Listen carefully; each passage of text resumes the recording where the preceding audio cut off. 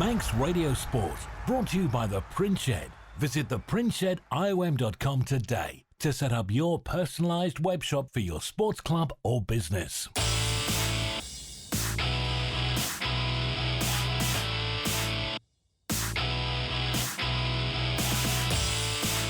A very good evening to our listeners on Manx Radio AM 1368. Welcome to Saturday Sport Classified on Manx Radio. I'm Rob Pritchard, and along with our correspondents Dave and Tony this evening, we'll be taking a look through this weekend's football and rugby action. It's been two big weekends. Cup and league competitions aplenty in Manx football going into the business end of the season, and this weekend the curtain has come down on the 25-26 Isle of Man rugby campaign, with the finals of both the Manx Plate and Manx Cup taking place in the Isle of Man capital today. But first of all, let's start by bringing you the classified sporting results for Saturday the 2nd of May 2026. They are as follows, starting with football. The Manx Quality Sheds Hospital Cup quarter-finals. Onken 3, Braddon 0. Rushen United 2, St Mary's 0. St George's 3, Colby 2. Corinthians versus Ayr United postponed due to player call-ups to the Isle of Man national team. The Canada Life Men's Premier League. Douglas High School Old Boys versus Peel awarded as an away walkover to Peel. Douglas High School Old Boys unable to field a team. Foxdale 3, St John's United 4. Ardern and Drug Unlimited Division 2.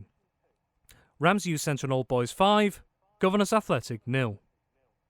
Morown versus Pulrose United awaiting result. Douglas Royal 4, Maloo 4. Ardern and Drug Unlimited Combination 2. Pulrose United 4, Ramsey Centre and Old Boys 2. And Michael United versus Maloo awarded as a home walkover to Michael United, Maloo unable to field a team. Moving now to rugby. The Hertford Homes Manx Plate final. Vagabonds 24, Ramsey 35. And in the Hertford Homes Manx Cup final. Southern Nomads 5, Douglas Celts 43. Those are your classified sporting results across the Isle of Man for Saturday the 2nd of May 2026. Well, another important day in Manx football. This is the first of 2 days of Cup competition quarterfinals taking place. The Ascot Hotel Junior Cup quarterfinals are coming up tomorrow. But turning to this weekend's action, we can bring in our football correspondent Tony Mepham. Tony, a very good evening first of all, and we'll start with the Manx Quality Sheds Hospital Cup quarterfinals. Now, of course, only 3 of the 4 quarterfinals taking place today. Corinthians versus Ayr United, if you missed it a moment ago, that game has been postponed. That's because of player call-ups to the Isle of Man men's national team, which is playing this evening in a friendly against Halewood Apollo. We'll have more on that later in the programme. But Tony, some more interesting results coming from the quarter-final stage. Yeah, it certainly is, because we kept an eye on it at half-time, because Rushen were leading against St Mary's, and they finished up 2-0 winners, so that's superb for them. Onken Braddon, I think, expected to go the way it did, was 3-0 to Onken, and St George's against Colby. There's a bit of a story to that one, but we'll go to that one when we go through the scores. So on paper, probably, you know, the St George's Colby one is probably the big surprise, but with Rushen, not many people will probably know, but there are quite a few players down today, and we've got a match report on that as well. Well, we'll have all the details to bring you in the next few moments. And plus, don't forget, we'll also be bringing you the live draw for the semi-finals of this year's Manx Quality Sheds Hospital Cup later in the programme. Let's take a look through those results then. And we'll start with the game between Onken and Braddon. This actually took place at Braddon today. It was a change of venue, but Onken the home side in this one.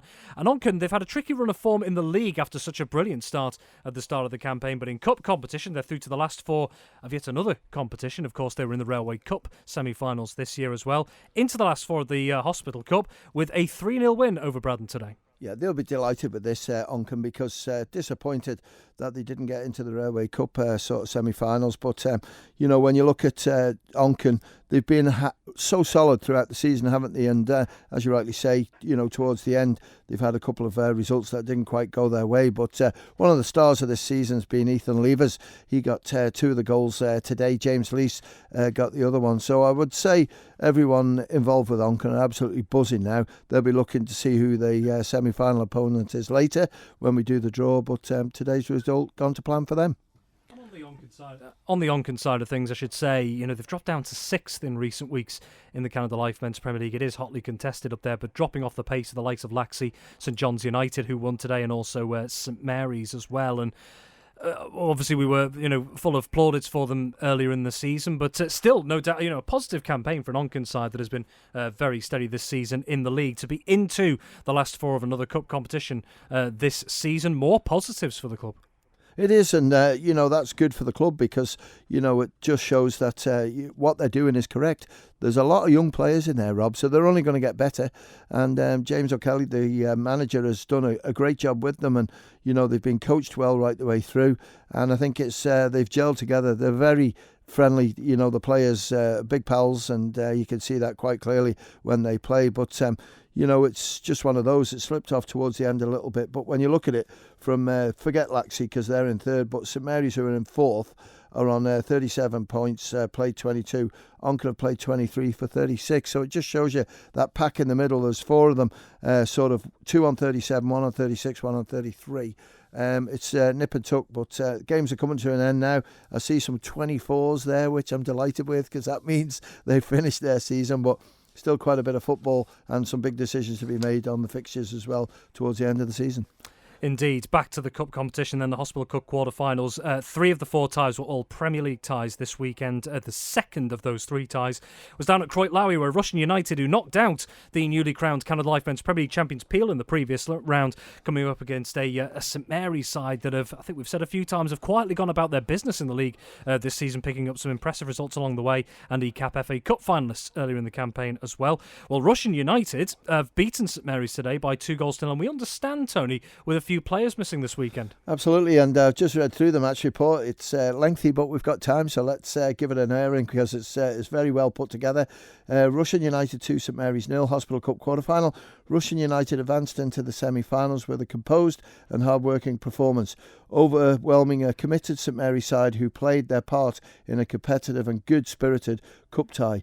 The breakthrough came almost immediately. A trademark lofted pass from evergreen Chris Shimon released Joe Kelly, who cleverly forced a defensive scramble, and the ball was eventually turned over the line by a St Mary's defender. We don't know who it is. In the second minute, it was a bright, incisive move that set the tone for Russians' early momentum. St Mary's responded well, settling into the game and making Russian work for every yard. With 5 combination players in the starting 11, so there's your indication, the Spaniards relied on energy, discipline and collective graft to maintain control, while St Mary's stayed organised and competitive throughout. Russian second arrived midway through the second half. Danny Lane drove forward and created the opening, and Charlie Kelly applied a composed finish to double the advantage. The match remained honest, physical and respectful, with both sides contributing to a proper cup occasion. St Mary's pushed to the end, but Russians' relentless and structures saw them through. A strong team display, a clean sheet, and Russia move into the Hospital Cup semi-finals. Thank you very much, whoever wrote the report. Yeah, absolutely. A very detailed report. Thank you very much for sending that in. And Tony, just on one thing that seemed to be apparent in that match report as well, work ethic from the Russian United team as well, with players missing as well to get a result against St Mary's side that have impressed at times throughout this season as well. They'll have players to come back and into the last 4 of the Hospital Cup competition. Yeah, and they'll be chuffed to bits with that one because, unfortunately, when the fixtures were done in July, August, they had a stag do organised. There's nothing they could do about it, and they just wait to see if they were still in it or not. And they were in it, and they've got the result that they wanted. So, well done to them. But it's transition for them. Rob, we've said right the way through the season, there's a lot of young players now coming into the system. And Barry Critchley and everyone who's done a great job in coaching some of these young players is reaping the benefits now. And all they can do is sort of stick together, progress, and, another semi-final cup, which Russians seem to do like. And if they could get something at the semi-final, whenever it's going to be played, we'll see how the draw goes. We wish them well on that, and maybe a bit of silverware towards the end of the season. Who knows? Well, there was only 2 Division 2 sides left in the Hospital Cup quarter-finals going into this weekend, and both of them played each other this weekend today at Glen Crutchery Road. St George's taking on a Colby side that were crowned Ardern and Drug Unlimited Division 2 champions in midweek on Tuesday night, so Colby would have gone into this, on paper at least, as favourites. But a bit of an upset here, Tony, because Colby have been beaten by St George's by 3-2. Great result for the home side. Yeah, they certainly have, and unfortunately Carl Gartland wasn't at the game today because it's his son's communion, I think it is, so he had to sit that one out. But certainly St George's have put in some good performances against Colby this season, and he feels that they could have easily have maybe won one of them, but they didn't. But certainly today it was a big ask for them. But 2 goals by Kieran McNulty. St George's did take the lead. Johnny Quirk got one. An absolute peach, Carl said to me, finished by him. He was reported to him.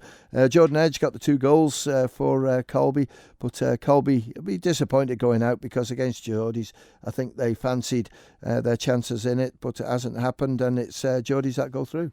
I suppose from a Colby perspective, Tony, after the high of being confirmed as Division 2 champions in midweek, the question might have been, can they find the same levels this weekend? And it's St George's for. Whether it's it's a case of St George's really excelling this weekend, or Colby maybe just their levels just dropping slightly, which has been a rarity this season. They've been so consistent at the top of Division 2. St George's taken full advantage, whatever the situation was down there. And that's what St George's have sort of done, I think, has steadily gone about it this season, and towards the end they've had some really good results. I remember watching them when Castletown were absolutely flying in the league, and Geordies beat them in the cup, I think it was, and then the following week had another game against them in the league and did well. So it just shows that Carl said he's got some really good young players coming through, but it just shows a bit of class from Kieran McNulty, who's come back into the squad and helped them and can still score goals for fun. So how many times have St George's been in the Hospital Cup semi-final draw? Many, many times indeed. And how many times did they win it? Many, many times. So we'll wait and see how they get on this one. But, it gives the club a massive lift, because we're talking about it today, Rob. But, when you look at Colby, it's only a few years ago they had one team really struggling to keep it together. Pulrose will come to their result later on in the combination. They didn't have a combination team, but have held it together, and now they're reaping the benefits. And I love seeing stories like this, because it shows that hard work behind the scenes by the clubs and the players can get rewards for them, and that's what's happened here. So St George's will be the only remaining Division 2 side in the Hospital Cup competition when it heads to the semi-final stage. A reminder as well, if you didn't hear us mention it a moment ago as well, we will be bringing the live draw for the semi-finals later in the programme. The 4th remaining Manx Quality Sheds Hospital Cup quarter-final, which was due to take place today between Corinthians and Ayr United. That game, it was confirmed ahead of the weekend, has been postponed, and that is due to player call-ups to the Alaban men's national team this evening for the Alaban men's sides friendly against Halewood Apollo at the Bowl, which is incidentally not long got underway, kicked off at 5 p.m, so just under 15 minutes in there at the Bowl in Douglas. Moving to the Canada Life Men's Premier League, we had only 2 games on the cards this weekend. Only one went ahead, in fact, because the game between Douglas High School Old Boys and Peel, that was awarded as an away walkover to Peel ahead of the weekend, and that confirmed Peel as the Canada Life Men's Premier League champions, back-to-back champions, successfully defending their title in 25-26. Congratulations once again to Peel on that one. The other game taking place in the top flight this weekend had implications at the bottom of the table. Foxdale hosting St John's United at Billygoat Park, and Foxdale back-to-back wins in their last 2 games, their first 2 wins this season as well, so on the up, but Foxdale still needing 3 points to keep their very, very faint survival hopes alive in the Canada Life Men's Premier League. Well, their relegation has now been confirmed, Foxdale, because they've been beaten at home by 4-3 by St John's United this weekend. Yeah, and on this one, it was a great performance by St John's, because they were some players missing today. Haven't got Foxdale scorers, but Callum Taggart proven again that he's the top boy at St John's. He got 2 of the goals. Joe Quayle got 1, and Pedro Cardoza got the other one. So now that puts St John's played 23 for 40 points. So they go 4th into place. And I know you like being kept up to speed with everything. The Isle of Man national team have just taken a lead through Thomas Brown after 5 minutes. Excellent. So thanks very much for that, Tony. So there's an update from the Bowl in Douglas. The Alaban men's team leading Halewood Apollo by 1-0. Peel's Thomas Brown on the score sheet and on top. Again, yes. The Golden Boot winner, of course, last season in Manx football. Just a quick mention, though, for Foxtel, though, Tony, it's been a fighting spirit from Foxtel after what's been a difficult season for them. And we were talking about this just before we came on air as well, with the exception of maybe 2 results here, just looking back over the last couple of months. Earlier this month, a 14-1 defeat against Corinthians and an 8-1 loss against Peel as well, the top 2 sides in Canada Life Men's Premier League. But looking at the other results around that in all competitions, they have been... They've certainly fought their way through these particular games as well, and on the scorelines at the very least, not been embarrassed. No, they haven't. And if you tally up how many goals they've scored after the Peel game, they've scored quite a few, because do I remember a 7-4 victory there against Douglas High School Old Boys? And they've been banging them in for fun, and future bodes well. They've scored, just looking at that, they've scored 20 goals since that 8-1 defeat to Peel on the 7th of April. There you go, and well done to everyone sort of filling in. I know Jay Chatwood has helped things. He scored 4 in one of the games, but they've had 1 or 2 sort of other players who've registered for them, and it's been brilliant. And they're young players as well, so maybe 1 or 2 of the older players with more experience will step aside or just help, along with the team. But it was always going to be tough for Foxtel this year after sort of getting relegated last season. And today against the team that are 4th in the league at the moment, only just losing out 4-3 shows how much they've improved. Just on that, Tony Turner, St John's United, like you quite rightly say, 4th in the table. They're not going to have any further effect towards the teams above them because, of course, only 1 game left. Laxey above them are 4 points ahead with just 3 points left to play. But St John's United, it's been a real pick-up in the second half of the season, hasn't it, in the league? Well, it has, and I think Will Brown will be chuffed to bits with that one because, Callum Taggart, as we saw today, he's a big player for them, and if he's there, he'll score the goals. Dean Leese got injured, so he came back in, but when you look at other people who have been sort of missing with long-term injuries, it's affected them, Sam Ingham being one of them. But when you look at the nucleus of the others, they've always sort of hung in there. Joe Savage is one. You've got Andrew Chadwick, who's another one. Paul Callow at the back has been sort of strong. And right the way through, they've, just battled and, got those extra points that they wanted to do to finish as high up as they could. And with only 1 game left to play, they're out of the Cups. They'll be looking to see if they can just finish it off with a win. They've only lost 3 games in all competitions since, just having a quick look there, since early March. And those 3 defeats, 2 to Corinthians and 1 to Peel as well, the top 2 sides in the Premier League as well. Yeah, and they weren't far away in one of the games against Corinthians, so it's been a good battle for them, and they'll be looking to build on it again next season because, as I say, clubs like to finish on a high, and certainly St John's have done that. Indeed. So, yeah, Foxtel 3, St John's United 4. Foxtel relegated from the Canada Life Men's Premier League. Time for a rebuild over at Billigo Park going into the next campaign. They've certainly put up a big fight in the last few weeks of Foxtel, even though they are finding themselves going back down to the 2nd tier. Into our Durham Drug Limited Division 2. Now, of course, teams playing each other 3 times this season, meaning a total of 27 games for teams there. So still a bit of a way to go in Division 2, despite Colby already being crowned champions. 3 games today. We'll start off in the north of the island, Tony. Ramsey Youth Centre and Old Boys up against Governors Athletic. And Ramsey Youth Centre and Old Boys had the chance today, if they were to take maximum points, to actually move up into 2nd ahead of Castletown, who don't have a game today. And Ramsey Youth Centre and Old Boys have got their job done against 2nd from bottom Governors Athletic today, winning by 5-0. Great performance in the second half. I don't know what went wrong in the first half because the half-time score was 1-0 to Ramsey Youth Centre, but second half with 4 goals, absolutely flying. Will Smith got 2, Leighton Ballard got 1, and Adrian Scarabuccia got 2 goals as well. So as you rightly say, Ramsey Youth Centre and Old Boys go now on 24 games played, 448, so they're well away from Colby, but they want to get those points difference away from Castletown, because Castletown have still got 5 games to play, and they're on 43, and it's absolutely a lot of games still to play. And I know people are saying out there, well, you chose to play it 3 times. I didn't choose to play it 3 times. The clubs chose to play it 3 times. And unfortunately, we've had probably the most horrendous winter that I can remember, apart from the floods, to do with fixtures. So we're getting through them nicely. There's still a few to play. But while the evenings are nice like they are, Rob, let's crack on. We have been very fortunate with the weather. I think the Isle of Man as a whole has been praying for a prolonged spell of this sort of weather. Just wonder if it'll translate into the road racing season to come. I hope so. I'm certainly not going to tempt fate here, but just again to put some numbers on what Tony's saying there in terms of the top of the table. Of course, 27 games being played in total by teams. So Ramsey Centre and Old Boys in 2nd with 48 points. They played 24. Castletown are 5 points behind in 3rd, so just outside the promotion places on 43 points, but have played 22, so 2 games in hand. And also Pulrose United are moving in behind Castletown with the result, as we've seen today as well. They're on 41 points after 22 as well, so still mathematically at least 4 teams still in the mix there for promotion from Division 2 there as well, so still nothing quite said and done yet. Well, Moran in 5th, they took on Pulrose United today. 2 teams still in with an outside chance of pushing for promotion this season. And Tony, this was a result we were waiting on. I have a figure in front of me, but it may well be an update. Do you have a final score to confirm for us? I do have a final score, and I have 2 scorers as well. Moran lost 3-2. Very poor performance. So, Moran have absolutely massively nosedived, haven't they, towards the end. That's 3 defeats, I think, on the bounce for them.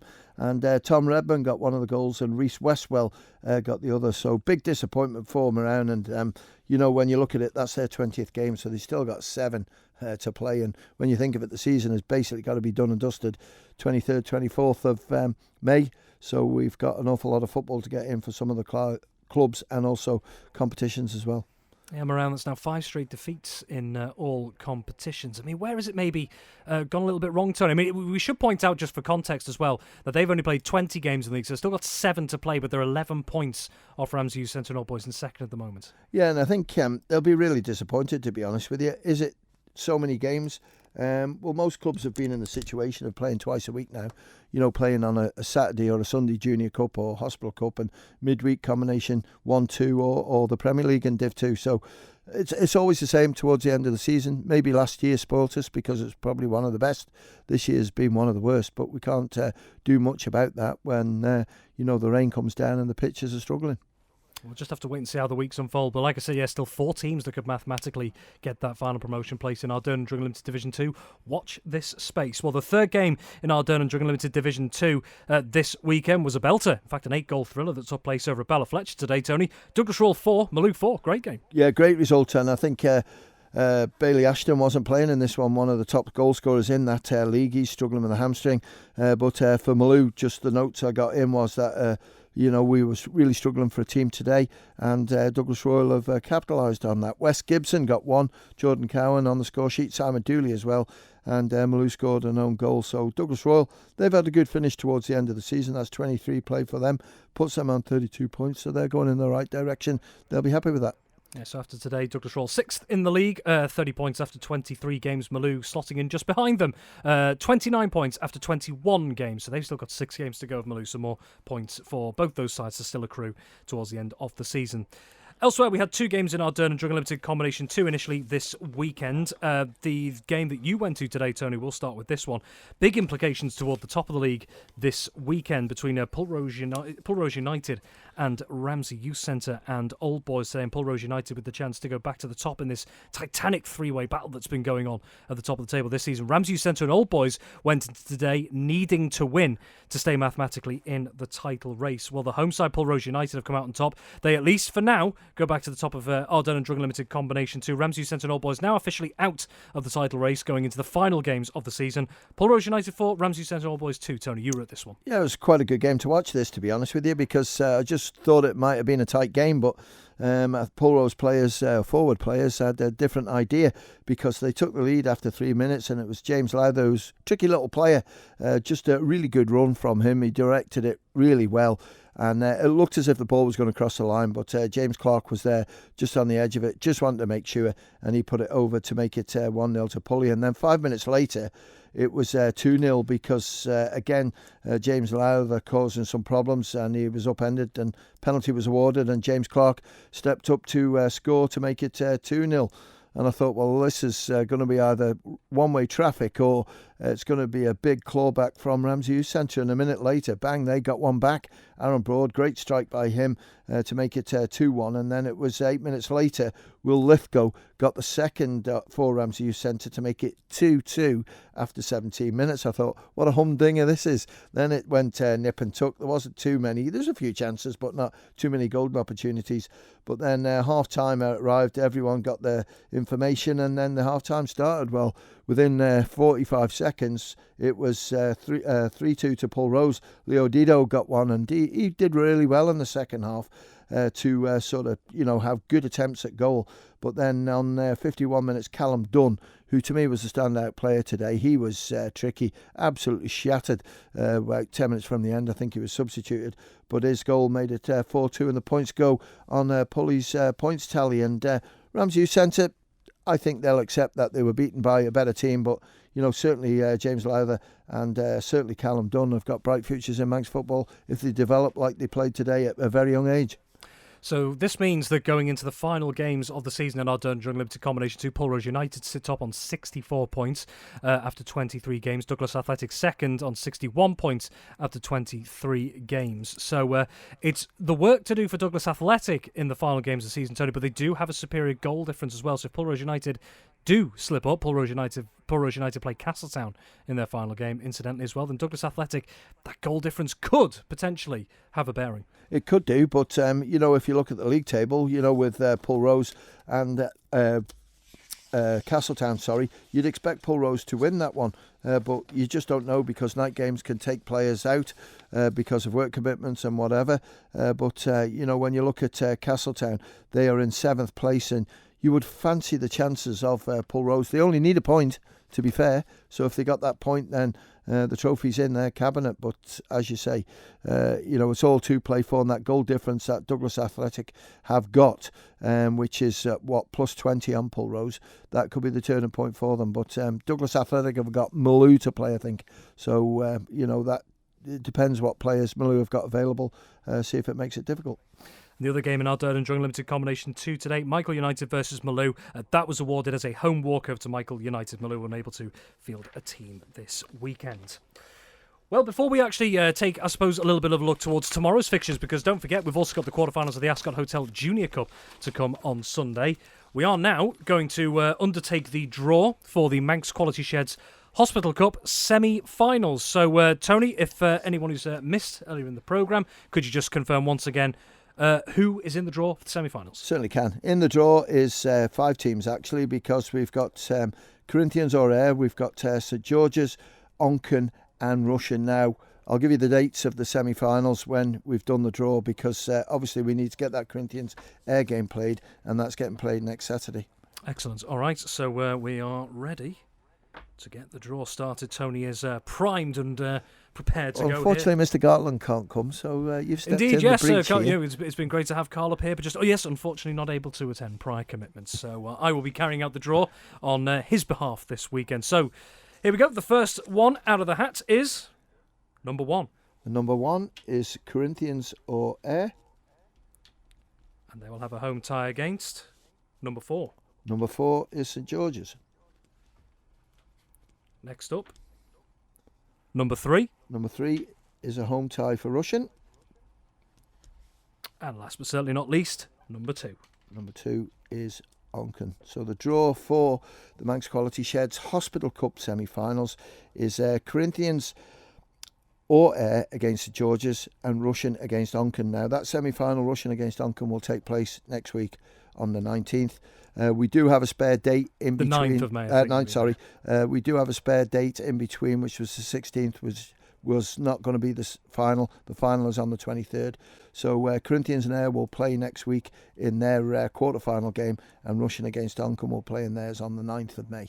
So that means that the whoever of Corinthians and Ayr United face St George's, that game will take place on the 16th. On the 16th of May there. Yep. So again, just to just round up what Tony was saying there. So the Manx Quality Sheds Hospital Cup semi-final draw is as follows: Corinthians or Ayr United versus St George's. That tie to be played on the 16th of May, a week after Corinthians and Ayr play. Of course, their game postponed today. And the other semi-final will be played next weekend, Saturday the 9th of May, and that is Rushen United versus Onken. What do you make of those two ties? Well, for a start off, 16th of May is the English FA Cup final, so it's a bit of a problem there, because I think they brought the cup final forward. Normally it used to be about 5 o'clock, but I'm hearing that it might have been put a little bit earlier now, but we'll check on that one. But Rushen against Onken, that's going to be a great semi-final, because, Onken will look at that and go, well, we stayed away from Corinthians, we stayed away from Ayr, we've got a chance here. But, Rushen have showed some mettle today, as well with the other one, Corinthians or Ayr. It just depends. Like Ayr United will have people like Sean Kelly back in there, Jamie Callister, who's not playing tonight for the Ireland team, but he'll be back in the squad, so they'll be pretty well full strength. I think Corinthians, one or two injuries kicking round, but St George's will, have a go at them and see what happens. But, it's up at Ballafletcher, which is going to be interesting because, the following day, Corinthians hand over their pitch for camping. So there's going to be a tight clear-up on the 16th night, sure, to get it ready. But, two good semi-finals, whoever is going to play St George's in the other one. And we'll have those details again on the Manx Radio website later this evening as well. Also, let's quickly, because we didn't have time to really broach this on Friday Sport Preview last night, given how packed a programme it was. Let's have a look ahead to tomorrow, because of course we've got the Ascot Hotel Junior Cup quarterfinals taking place. 4 ties, all due to get underway at 2 p.m. Tony, we'll start with the game that's got a change of venue. St Mary's versus Ramsey. This is going to be taking place at Ballafletcher tomorrow. Yeah, it is. St Mary's couldn't get the bowl, so they asked Corinthians. Corinthians more than happy to help them out. But St Mary's, if you noticed last week, Frank Jones is in that squad, so while he's there, he'll rattle the cages for the younger players. But Ramsey, it's just sort of been pretty impressive towards the end of the season. They've got the results together, and they've won the league, and now they're looking to see if they can do their double, which is in the Junior Cup against St Mary's. So I would certainly look at that one as a really tough game, but I think Ramsey will come out as winners. Yeah, and as Tony referenced there, if you missed it earlier in the week, on Wednesday, Ramsey were confirmed as Canada Life Combination 1 champions after they were awarded a walkover in their game against Union Mills. Elsewhere in the Ascot Hotel Junior Cup quarterfinals tomorrow, Onken versus Douglas High School Old Boys. This is also a change of venue taking place at Blackberry Lane, the home of Douglas High School Old Boys. Yeah, it is, and Onken and Old Boys have got good links because they're next to each other, and only happy to help them out because we're into the season where Onken Park is up and running. This one here, when you look at Old Boys' performances of late in Combination 1, they've been strong. They've got one or two really good young players in there qualified, as well with Onken. When you look at them in that Combination 1 title, are 4th in the league, so they've got some really strong players in there, and I think both will fancy their chances. But where this one's got to go, not 100% sure, but I'm just going to go with the advantage to Onken to win in this one. But how fitting is that Onken and the first team and the combination could be in semi-finals of two competitions? That's brilliant for the club. Indeed. Elsewhere at Memorial Playing Fields, Moran, they'll host Rushen United tomorrow. Yeah, I think Rushen should win that one. I think, Rushen, okay, some of the players will have played today, that's for sure, who will play in the Junior Cup tomorrow, and they can do that if they've qualified for the Junior Cup, and we'll wait and see. But I think Moran, 2 leagues, the Division 2 Moran, Rushen are, in Combination 1, I think they'll be too strong. And last but certainly not least, the 4th and final tie will be at Victoria Road. Braddon taking on Union Mills tomorrow. Well, Braddon, when you look at the league table, Rob, it's played 23 Braddon for 20 points, and you've got Union Mills who played 22 for 10. Union Mills have not been able to field a team a few times in the combination football, which to me makes it harder for them to get players qualified, but they feel that they can do it. But I think Braddon last week with that result against Onken was against Corinthians was unbelievable. Brilliant 3-2 win. So if they can show that same grit and determination, then I think they can beat Union Mills in that one. Excellent. So yeah, just a reminder. So the Ascot Hotel Junior Cup quarterfinals taking place tomorrow, all at 2 o'clock kickoffs. Thank you for just the moment, Tony. We'll be back with you shortly. Taking a look right now, the Isle of Man men's national football team is returning to action in what is the side's first home fixture in nearly 7 years. The Ireland squad is taking on Halewood Apollo right now in a friendly at the Bowl in Douglas. That kicked off a short time ago at 5 p.m. Isle of Man leading by 1-0, incidentally. Well, this match marks the start of what is being called the Road to Gold campaign, which is a 3-year project to build up the national team, heading towards the Isle of Man, hosting the International Island Games in 2029. Well, earlier this week, I spoke with the national team's manager, Chris Bass Jr. He led the side to the bronze medal at the last Island Games in Orkney last summer. Well, as part of our conversation, I asked him about the long-term ambitions for the team, and he explains his hopes to build some pride and identity in the national setup going forward. The only conversations, firstly, the Island Games we had, do we have 6 months build up into that? I brought in quite a lot of, I think it was 7 or 8 players that I knew and I'd played with and are experienced. Some had just finished with their FC Alaman careers, and some I'd brought in from that I'd played with for a long time, and I know how the mentality of those players and what I was going to get out of them. So that was nice to bring them in, and the goal was obviously gold medals, but we just didn't quite reach that goal. Just one poor performance in the week, and then you get knocked out, and that's tournament football for you. But most of the conversations around going forwards were based on the FC Alaman players, and I've had a lot of comments made about this, and I think with bringing those players in, although I have said to the players, and I fully agree, not all the best players play for FC Alaman because of different reasons, family commitments, work commitments. So it was to bring in a really good scutch of those players and to mix them in, get a really good mix of players, because I want those players available, and ultimately they were really keen to join in the squad, and I just want the best players that are available to the Alaman national team to play. So it was based around that, because I think that a lot of people have come to me and said, oh, you shouldn't be playing for the Alaman national team if you're playing for FC Alaman. And my question to that would be, well, why not? They're local players playing for a local club side. You cannot start then discriminating against players because they choose to play for FC Alaman. This is the national team, and if they're available and if they're good enough, they'll be selected for it.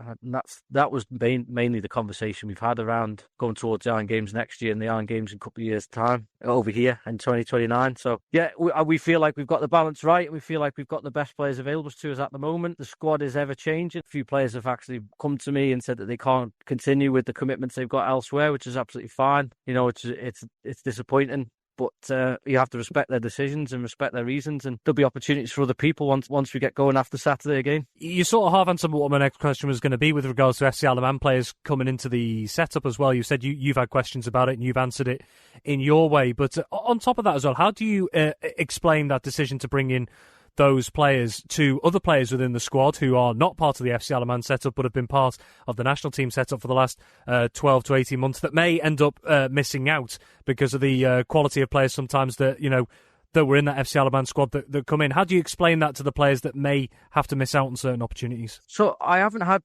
to explain too many of those players. I've had one or two conversations, and they've been really good, really understanding of the fact that this is the way that we're looking, this is the way I want to take it forward.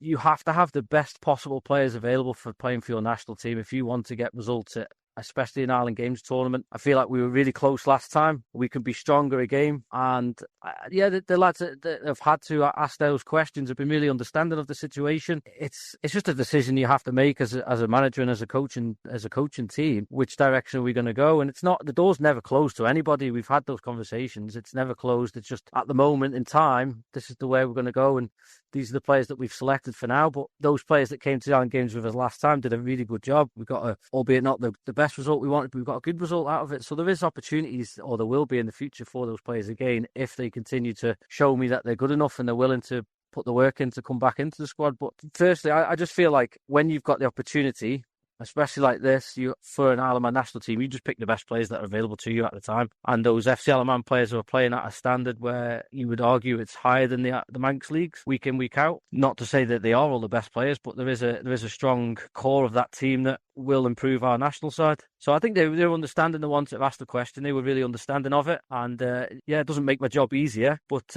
we just appreciate the fact that they took those messages on board. So this is where we are, and this is how we're going to take it forward. Looking ahead, really, obviously a lot of this is part of the, I suppose it's been called the Road to Gold campaign, if you like, going to the Faroe Islands in 2027. How important is it for you as a manager and for the players to get started, I suppose, this early down the line with the next Ireland Games just over a year away, to get yourself as prepped as possible for that campaign when it comes around? Yeah, look, we have to. It was a question that when we came back from the Ireland Games, it was a question of myself and Matty and Rick if we wanted to continue. And at the time, I had to kind of have a think about it. And well, if we're going to continue, we need to be shown a willingness on both sides to improve the national team and to get fixtures back. Because, like you say, you've just touched on before, we haven't had a fixture since 2019. So there was nothing lined up. So it was a case of, well, let's bring this Isle of Man team back to the forefront of people's minds and at the top of where all the Manx players should want to play. So we've had discussions around that. There's so much work going on in the background, and the campaign of the Road to Gold I really like. There's a lot of work going on, and I have to thank all those people that are really pushing it. We've already got 4, possibly 5 fixtures lined up for this summer, which is great preparation, just especially for going into the next year. I can have a good look at players, and we can get working with them this summer. So we've got this game Saturday. I've organised a game with TNS on the 13th of June where we travel to them. They've just won the Welsh Premier League by quite a distance. And then they play in European qualifiers 2 weeks after they play us. So that's a really, really top fixture. And if we can open up these lines of communication and build these relationships with these clubs, then we can bring the national team back to playing some good fixtures. We've got a tournament organised for July, whereby it's working out that we have to play 2 games in one day on the 11th of July, which is fine because it's challenging, but we've got a squad big enough, and I believe that we can, if there's unavailability, there's other players on the island that we can bring in to look at for those fixtures. And then there's a potential to play against the schools team that go to California. So there's lots of fixtures, lots of work going on in the background, and hopefully Saturday will be the start of being able to drum up a bit more positivity about the Isle of Man national team, and hopefully we can get a main sponsor behind us. And that's always what you need, is the main sponsor and some funding, because it always comes down to money, unfortunately. But the idea of this Road to Gold is to entice someone to come and say, yeah, we'll support that, we like what you're doing and we like the look of it, let's strike up a deal if we can. That is Isle of Man men's national team manager Chris Bass, and you can listen to the full extended interview with Chris Bass as a podcast over on the Manx Radio Sportscast, which is available on our website at manxradio.com. Tony, very quickly, just to bring you back in, and just want to pick up on some of Chris's comments about, I suppose, pride and identity in the Isle of Man men's national team. We only see them occasionally at the moment in the likes of the Island Games and the odd friendly here and there. Actually, just incidentally, courtesy of Tony, we have had an update. Isle of Man men's team are now leading by 2-0 against Halewood Apollo. Charlie Higgins has got the second goal of the bowl this evening after Thomas Brown had opened the scoring. So the Isle of Man men's national team extending their advantage at the bowl so far, approaching half-time there. But on Chris's message there about longer-term ambition to build some pride in the team, build an extra identity over the next 3 years. Two-pronged question, really. What do you make of that sort of priority, and how do you think they could achieve that? It's one of those that when FC Isle of Man started, it suddenly took all the players away, or the best players, if you like, from the island selection process. And, it's sort of... the Interleague has been a big loss because the Interleague was a funded competition by the English FA. Counties could enter it, and we always did well in it. It was a good standard for us because we've had some real humdingers of games in that.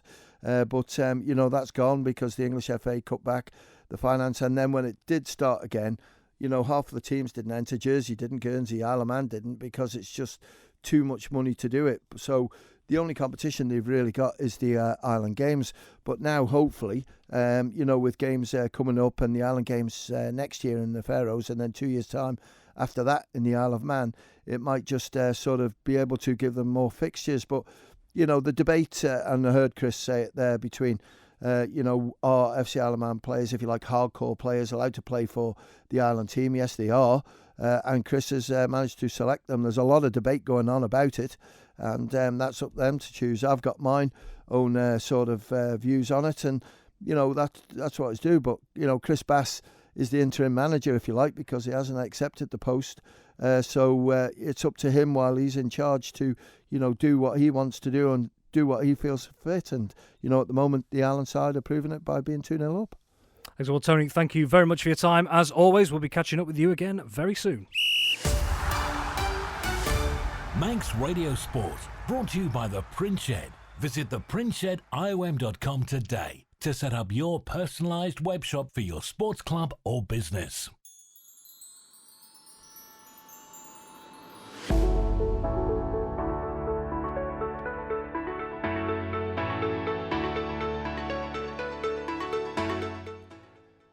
So, turning our attention to rugby, and the curtain came down on the 2025-26 Isle of Man season today with an action-packed set of cup finals taking place at Portashee in Douglas. The final showdowns of both this year's Hertford Homes Manx Plate and Hertford Homes Manx Cup. It saw in the Manx Plate a meeting of Vagabonds and Ramsey, league rivals this season, as well as in the cup the local competitions, I should say. And then with the Hertford Homes Manx Cup, the relentless Douglas Celts team this season up against the Southern Nomads side, hoping to cause an upset. Down there watching all the developments today was our rugby correspondent Dave Christian. So Dave, don't keep us in suspense, and for those who don't know already, can you tell us how things went down on 2026 Cup Finals weekend? Yeah, we'll start off with the Manx Cup final, the big one, I guess, and the Hertford Homes Manx Cup will be taking pride of place at Portashee after Douglas Celts beat Southern Nomads 43-5 in the final. It was tight at half-time. Douglas led 12-5, but they turned on the power after the break and raced clear of Nomads, who really didn't have that much to answer. They did come back a little bit into the game, but a couple of dropped balls were the sum total of their efforts in the second half, whereas Douglas seemed to strike gold every time they ran. It was Captain Percy Hampton who got Douglas underway, a try after just 5 minutes. That was off the back of a very powerful scrummage. And Percy dotted down the ball as they were shunted over the line. It was converted by Craig Martin. Mikey Crane pulled one back for Nomads at the other end pretty quickly, but it didn't last that long. They were still trailing by 2, and Douglas number 8, Alfie Howard, went over for a try to make it 12-5 at the interval. In the second half, Douglas ran in 2 quick tries right at the start, and that really broke the Nomads' resistance. Lewin Scarf got the first wide on the left, and Percy Hampton, the captain, got his second of the game underneath the posts. Craig Martin converted both of those, and suddenly Douglas were 26-5 in front, and Nomads were left scratching their heads to wonder how they were going to get back into the game. And later tries followed for Douglas. Sam Clark picked one up wide on the left wing. Craig Martin converted that one, and then right at the death, there were 2 tries there. Wilf Kermode and Craig McGee both went in for tries, and that put a little bit of gloss on the scoreboard that perhaps Douglas didn't quite deserve based on the whole game, but certainly in the second half there was no doubt in it. They're the Manx Cup champions. The trophy will be down there at Portashee for another season. In the Manx Plate, that was the warm-up game for the Manx Cup final. That was a lot more interesting. Ramsey beat Vagabonds in the end by 35 points to 24, which was a pretty tight game all the way through. Ramsey led a try from Johnny Mason after 5 minutes. That was converted by Dan Kelly. But Ramsey fumbled their own line out after 10 minutes, which let Dan Bonwick pick one off for Vagabonds at the other end. After a quarter of an hour, Ramsey got back in front with a further try. That was Braden Roach wide on the left wing. That was again converted by Dan Kelly, and Ramsey 14-5 in front. They conceded penalties, though, in their own half. Brendan Kelly pulled one back for Douglas. Dan Kelly picked a penalty off for Ramsey at the other end. But a try from Matt Rockwell at the back of a drive-in maul brought Vaggers back to 17-15, and Theo Head converted that one to make it 17 all at half-time. That was the sum total of a cracking first half. In the second half, there was Vagabonds went ahead. Ramsey were on the attack deep inside the Vagabonds half, and Vagabonds standoff Jack Cutts picked off a pass, and he ran 80 metres down the other end to score underneath the posts. He converted his own try, and Vagabonds suddenly had their noses in front, 24-17. But that was where it ended. Ramsey regrouped. Johnny Mason went in for his second after Adam Clark had made a break up the right wing for Ramsey. That pulled them within 2. Then Dan Kelly made a break from the restart, which Kieran Neal finished off, which put Ramsey ahead 27-24. Dan Kelly picked another penalty up for Ramsey just after 70 minutes to extend the lead to 6 points, meaning Vagabonds had to score a converted try to win. And 2 minutes later, Johnny Mason picked up his hat-trick try of the game, which made the lead unassailable for Vagabonds. So Ramsey take home the Manx Plate. It's a little bit of consolation for them at the end of a difficult season, but there's no taking it away from Douglas Celts. They've won the Manx Shield. They've now got the Manx Cup under the belt as well. It's very rare to see a Cup and Shield double, and fair play to Douglas Celts. They did it today. And congratulations to Percy Hampton. He had a fine game and 2 tries on his own. And that was the tale of the tape down at Portashee, Rob. Excellent, Dave. Just a couple of questions then. Turning to the Hartford Homes Manx Cup, as you mentioned, Douglas Celts, double champions this season, Manx Shield and Manx Cup. It was quite nip and tuck in the first half, wasn't it? And then Douglas Celts just seemed to motor away in the second. And I know you mentioned on Friday Sport Preview last night that maybe the fact that Celts do have a few more experienced heads to call on should they need them to take things up a gear. Was that the case this afternoon? Well, I looked at the two teams, Rob, and I seen that Douglas had a very powerful looking front five, and that suggested to me that when it comes to the set-piece scrum, and we see quite a few scrums down at this grassroots level, that set-piece scrum's very important. When you've got the ball, it's giving you clean possession, and if your scrum's getting disrupted in any way, your possession starts to be a little bit dirtier. The ball's bobbling around, the scrum's going backwards, the scrum half's under pressure, number 8's under pressure. So Douglas were using their scrummage as an attacking weapon when they had the ball, but they were using it as a defensive measure when Nomads had the ball, which meant that the Douglas scrum going as well as it was meant Nomads were getting very, very dirty ball, and that made life virtually impossible for George Colster and Richard Seed, the number 8 and scrum half.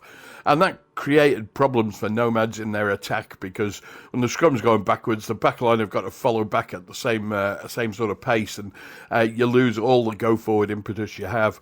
And, Percy Hampton's first try came from a 5-metre scrum, and the Douglas, we'd seen a couple of scrums before Percy scored, and the Douglas had always had a little bit of a nudge on. Nomads were struggling to hold them when they turned on the taps for that 5-metre scrum from the score, and there was no stopping them. So, yes, they've got those experienced players to call on. They've got a couple of guys with league experience, but the team that was out there today, they've only got 3 or 4 games maybe for the first team. The rest of the guys, Aaron Mason at hooker, he's not played first team this season.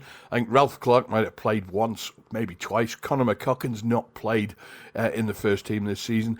So they had a quality set of lads out there, and the one that caught my eye was a young lad playing at number 8 for Douglas, Alfie Howard. He was really, really good when he got the ball, and he looks to be a tremendous prospect for them for the future. And just quickly on the Harford Homes Manx plate final, got a couple of minutes here. Vagabonds and Ramsey, when we spoke about this, Dave, 2 sides that will have probably fancied themselves, or maybe should have fancied themselves, to be in the Manx Cup final this year. Not to be the case, but both with a chance to battle for silverware after difficult league campaigns, both of them in Counties 3ADM, Lancashire and Cheshire. Ramsey coming out on top. I know you tipped possibly Vagabonds going into this as maybe slight favourites given their league form, but the Northerners upsetting those particular odds and taking the trophy for the end of the season. Yeah, I was chatting with former Vagabonds chairman on the touchline, and he was telling me that he thought it was going to be close because we seen that it was a 0-0 in the league game at Murrick Park back in November. It was 21-10 at Ballafletcher, but there was a converted try for Vaggers right at the last play of the game. And that meant that the scores or the playing abilities of the two sides are very, very evenly matched. So it was no surprise to get the 17-all at half-time. But at the conclusion of the game, the same gentleman came to speak to me, and he observed that Ramsey played much better in the second half. And he said, when your only scoring chance is an 80-metre interception try, it tells me that your side isn't creating enough opportunities going forward. And I thought that was a fair observation from somebody in the Vagabonds camp. They really struggled, the Ramsey defence, given the amount of beatings they've had this season. The defence is one thing that's improved a lot. So the guys were quite aggressive in defence. And yeah, they've conceded 4 tries there, but I don't think anybody's too worried about that, because the attacking prowess they had going forward, Vagabonds were up inside the Ramsey half at one stage. Next minute, the ball's turned over. They're 80 metres back down the other way, and Johnny Mason's dotting down his second try of the match. So it can turn very, very quickly. And the performance today that Ramsey put in, they'll be pleased with that one because, as we've all observed with the results, they've not had a particularly brilliant season. And they probably felt they should and could have won the game back in November, which finished 0-0 at the Murrick Park. And I definitely know the players felt they should have done better at Ballafletcher when they lost 21-10 up there. So today, probably a bit of a vindication for some of the players. They've enjoyed themselves, and they'll be enjoying themselves, not right now and probably later on tonight too. Excellent, Dave. Thank you very much indeed, as always. Manx Radio Sport, brought to you by the Pritchard. Visit theprinchediom.com today to set up your personalised webshop for your sports club or business. Elsewhere, and something a little bit different, and the Isle of Man is chasing the dream of competing in 3v3 basketball at this summer's Commonwealth Games in Glasgow. Next month, a Manx men's and women's squad will take part in the 3v3 basketball Home Nations qualifiers, with one spot at the Games in the Scottish city up for grabs.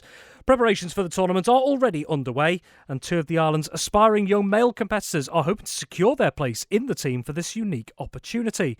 Speaking to Manx Radio, Jack Wilkinson and Oliver Hamilton explain what it would mean to them to get the chance to face off against some of the best players in the UK.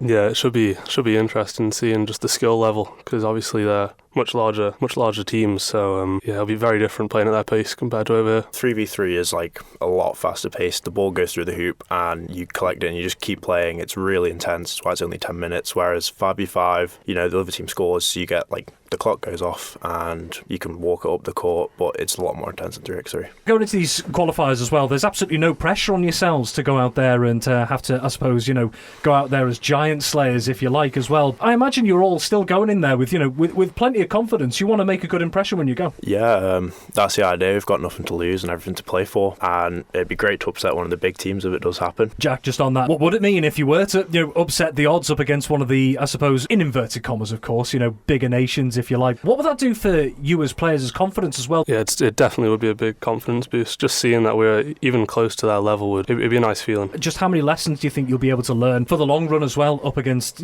teams of that calibre? Countless. Playing against people of that high level, it's just, you can take anything from them really, and just being there makes us proud. A slightly more general note, I guess. I mean, the basketball scene has been busy again on the Isle of Man this season. Full programme of fixtures, full season as well. Just how popular is the sport on the island at the moment? Yeah, it's definitely growing. Even just in the last few years since I've started playing, the junior league is grown and the men's league is just as big. And yeah, there's teams every year coming through and new players. It's good to see. Jack, going forward, for you personally as a player, what are you hoping to take from this qualifiers tournament? I'm just hoping to learn the difference, because over here on the Isle of Man we play with the same people week in and week out, and it can get a little, not old, but what you're coming to play against. But when you go against players at that level, you'll learn a lot. It'll definitely point out points to learn. And all the you guys out on court are the ones, putting the effort in, getting points on the board, getting results. But obviously there's a whole team of people behind yourselves as well. There's there's the coaches, there's parents and guardians as well who support you to play, and all the finances and logistics that go into travel and everything like that. So how important are all the people behind the scenes as well in getting you all to this point so that you have this opportunity? Can't stress how important they are. It's a real help. Obviously, Martin does a lot for the Isle of Man Basketball Association, and it's just great to see we have support. That was Isle of Man basketball players Jack Wilkinson and Oliver Hamilton speaking ahead of the Isle of Man's participation in the Commonwealth Games 3v3 basketball Home Nations qualifiers later this month. And that event will take place at the National Basketball Performance Centre in Manchester on Friday the 22nd of May and Saturday the 23rd of May. Before we wrap things up, just a reminder of a couple of the top stories in Manx sport this weekend and earlier this week. Of course, this weekend, the Isle of Man Youth Tour in cycling is taking place, and this year, of course, a milestone year for the event. It marks 25 years since the Isle of Man Youth Tour first took place back in 2001, and some of the island's greats in the sport have been involved over the years, the likes of Sir Mark Cavendish, Peter Kenyock, Anna Christian and Lizzie Holden, and so on. Well, the first of two big road racing events has been taking place today, up in the north of the island, up on a circuit at Derby. Tomorrow, there's another selection of road races taking place on what's known as the Stugadoo circuit in the Braden St Mark's region. That will involve road closures in and around the Braden St Mark's area. Full details of those at manxradio.com, just in case you are travelling in and around the area this weekend. Also, cricket is returning. The domestic season is returning this weekend, but there are some changes, including the taking away the disappearance of the T10 League for this season. You can hear an interview with Isle of Man Cricket Development Officer Greg Wright, carried out by our journalist Darren Timpson. That is available over at manxradio.com. And also this week, Jamie Devine confirming his first professional title fight in boxing. The undefeated fighter will be competing at the Olympia in Liverpool in June. Full details on the Manx Radio website. That just about wraps up Saturday Sport Classified here on Manx Radio AM 1368 this evening. Thank you very much for joining us. We'll be handing back over to Manx Radio Gold shortly.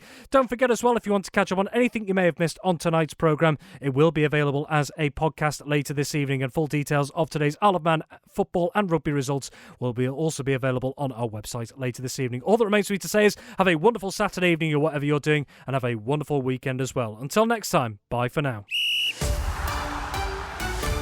Manx Radio Sport, brought to you by the Pritchard. Visit thepritchard.iom.com today to set up your personalised web shop for your sports club or business.